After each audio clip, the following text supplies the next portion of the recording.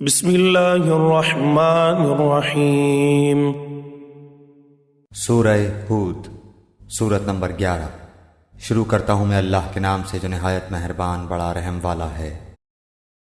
الف لام را، کتاب احکمت آیاتہ ثم فصلت من لدن حکیم خبیر۔ الف لام را، یہ ایک ایسی کتاب ہے کہ اس کی آیتیں محکم کی گئی ہیں، پھر صاف صاف بیان کی گئی ہیں ایک حکیم باخبر کی طرف سے۔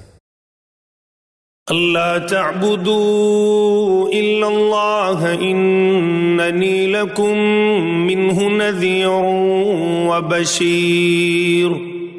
یہ کہ اللہ کے سوا کسی کی عبادت مت کرو، میں تم کو اللہ کی طرف سے ڈرانے والا اور بشارت دینے والا ہوں۔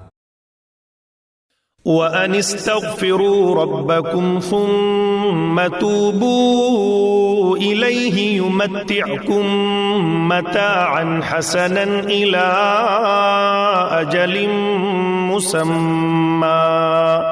إِلَىٰ أَجَلٍ مُّسَمًّى وَيُؤْتِ كُلَّ ذِي فَضْلٍ فَضْلَهُ وَإِن تَوَلَّوْا فَإِنِّي اخاف علیکم عذاب یوم کبیر۔ اور یہ کہ تم لوگ اپنے گناہ اپنے رب سے معاف کراؤ، پھر اسی کی طرف متوجہ رہو، وہ تم کو وقت مقرر تک اچھا سامان زندگی دے گا اور ہر زیادہ عمل کرنے والے کو زیادہ ثواب دے گا۔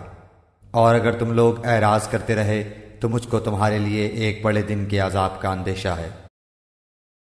إِلَى اللَّهِ مَرْجِعُكُمْ وَهُوَ عَلَى كُلِّ شَيْءٍ قَدِيرٌ۔ تم کو اللہ ہی کے پاس جانا ہے اور وہ ہر شے پر پوری قدرت رکھتا ہے۔ أَلَا إِنَّهُمْ يَثْنُونَ صُدُورَهُمْ لِيَسْتَخْفُوا مِنْهُ أَلَا حِينَ يَسْتَغْشُونَ ثِيَابَهُمْ يَعْلَمُ مَا يُسِرُّونَ وَمَا يُعْلِنُونَ إِنَّهُ عَلِيمٌ بِذَاتِ الصُّدُورِ۔ یاد رکھو وہ لوگ اپنے سینوں کو دوہرا کیے دیتے ہیں تاکہ اپنی باتیں اللہ سے چھپا سکیں۔ یاد رکھو کہ وہ لوگ جس وقت اپنے کپڑے لپیٹتے ہیں وہ اس وقت بھی سب جانتا ہے، جو کچھ چھپاتے ہیں اور جو کچھ وہ ظاہر کرتے ہیں۔ بالیقین وہ دلوں کے اندر کی باتیں جانتا ہے۔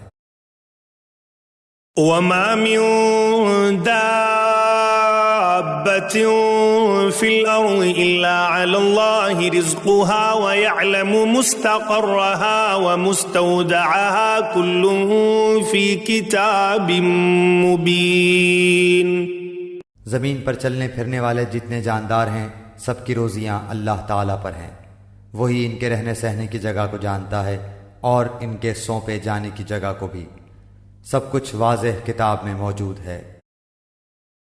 وَهُوَ الَّذِي خَلَقَ السَّمَاوَاتِ وَالْأَرْضَ فِي 6 أَيَّامٍ وَكَانَ عَرْشُهُ عَلَى الْمَاءِ لِيَبْلُوَكُمْ أَيُّكُمْ أَحْسَنُ عَمَلًا وَلَئِن قُلْتَ إِنَّكُمْ مَبْعُوثُونَ مِنْ بَعْدِ الْمَوْتِ لَيَقُولَنَّ الَّذِينَ كَفَرُوا إِنْ هَذَا إِلَّا سِحْرٌ مُبِينٌ۔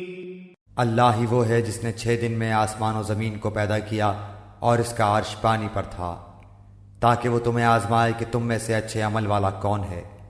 اگر آپ ان سے کہیں کہ تم لوگ مرنے کے بعد اٹھا کھڑے کیے جاؤ گے تو کافر لوگ پلٹ کر جواب دیں گے کہ یہ تو نرا صاف صاف جادو ہی ہے۔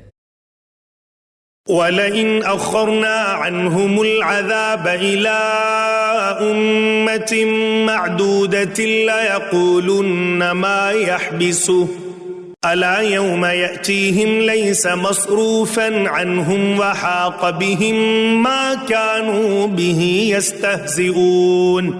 اور اگر ہم ان سے عذاب کو گنی چنی مدت تک کے لیے پیچھے ڈال دیں تو یہ ضرور پکار اٹھیں گے کہ عذاب کو کون سی چیز روکے ہوئے ہے۔